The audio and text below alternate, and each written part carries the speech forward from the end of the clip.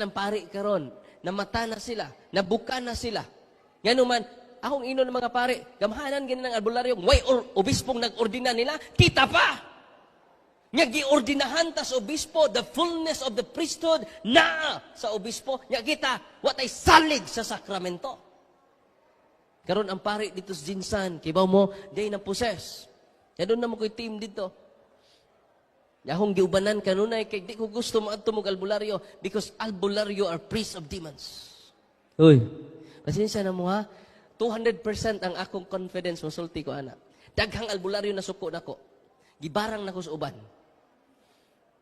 Gi-curse na ko sa uban, but nothing will harm you because all of the power of your enemies are subject to us because of the sacraments. Amen? Kamo, kung naibaw mo anak, ganahan mo mo o sakramento.